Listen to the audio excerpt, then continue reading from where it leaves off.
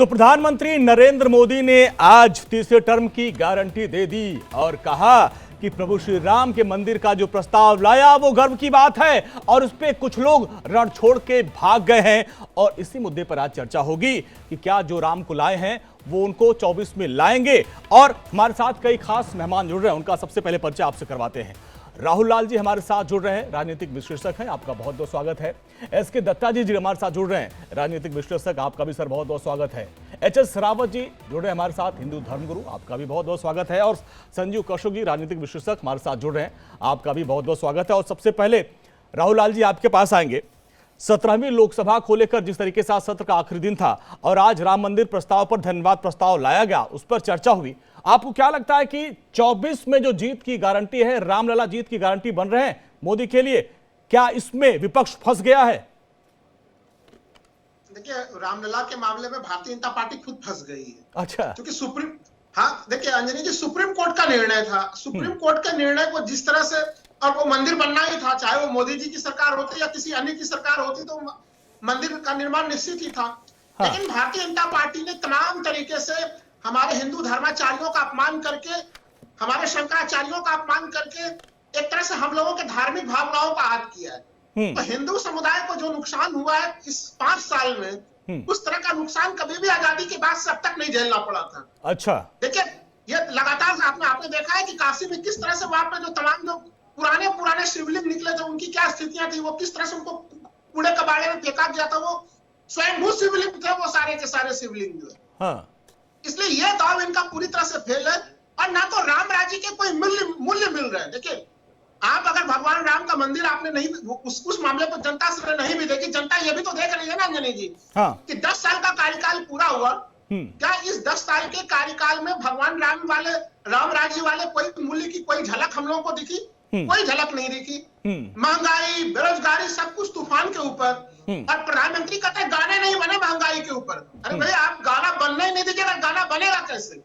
आपने अभिव्यक्ति की आजादी के ऊपर रोक लगा के रखी हुई, आपने ईडी, सीबीआई, इनकम टैक्स जैसे तमाम संस्थाओं का उसका दुरुपयोग कर रहे हैं आप। तो यह स्थितियां बनी हुई है अभी अंजनी जी इस समय। मतलब आप कह रहे हैं कि जो महंगाई डाइन खाए जाते हैं, जिसका जिक्र पीएम मोदी ने कहा, इस बार ऐसे गाने बनने पे रोक लगा दी गई है। ठीक है, एचएस रावत जी आपके पास आएंगे। राम मंदिर का जो मुद्दा था, ये करीब 550 सालों से इंतजार राम भक्तों के था, लेकिन क्या लगता है जो राम लहर पे सवार मोदी सरकार तीसरी का गारंटी है तीसरे कार्यकाल की, क्या राम उनका बेड़ा पार लगाएंगे या फिर जिस तरफ इशारा कर रहे राहुल गांधी उस तरफ भी कुछ जाएगा?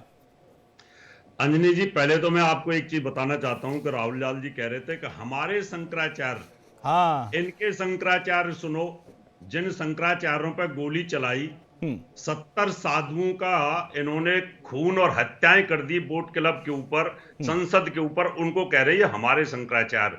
और जिस शंकराचार्य के ऊपर लठ बांझे, यानी अखिलेश सरकार में और कांग्रेस एक शब्द तक ना बोल सकी, जो वर्तमान शंकराचार्य हैं, यानी अब मुक्तेश्वरानंद जी महाराज, उनके ऊपर लाठियां बांधी इन्होंने और उनको कह रहे हैं ये हमारे शंकराचार्य। यानी एक शब्द ये धर्म के लिए बोले नहीं आज तक, उनके लिए कह रहे हैं हमारे शंकराचार्य।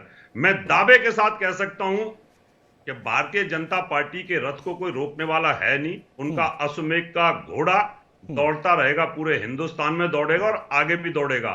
उसका कारण है कि जो पार्टी अपने मैनिफेस्टो में जो वादे करती है, उन वादों पर जो खरा उतरता है, वो कॉन्फिडेंस के साथ कह सकता है 56 इंच के सीने के साथ कि मैंने धारा 370 को खत्म किया, मैंने 3 तलाक को खत्म किया और मैंने भगवान राम मंदिर मैनिफेस्टो में इतने सालों से था उसको कंप्लीट किया।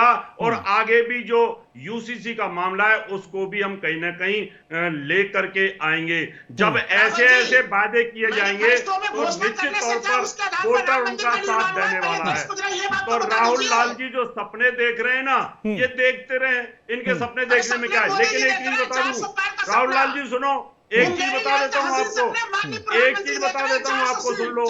आप एक पॉलिटिकल, सुन लीजिए, एक पॉलिटिकल, आप सुनो राहुल लाल जी, आप एक पॉलिटिकल विश्लेषक हैं यहां पर, इसलिए आपको वो बात शोभा देती है जो जिसका विजन हो, विजनरी बात करिए।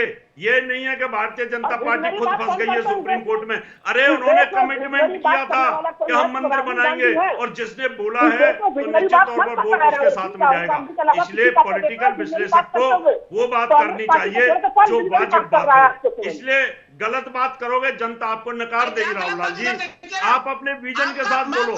आपने कहा कि भाई ये फैसला तो कोर्ट का है, आपने कहा ये राम का फैसला तो कोर्ट का है, आपने कहा राम का, आपने कहा ये फैसला कोर्ट का है। अरे कोर्ट ठीक है, तो पहले भी चल रहा था। रावत जी, राहुल भाई आपके पास आएंगे। हमारे साथ संजीव कौशिक जी और रावत जी भी हैं, दत्ता सर भी हैं। संजीव कौशिक जी, आप आपके पास आएंगे।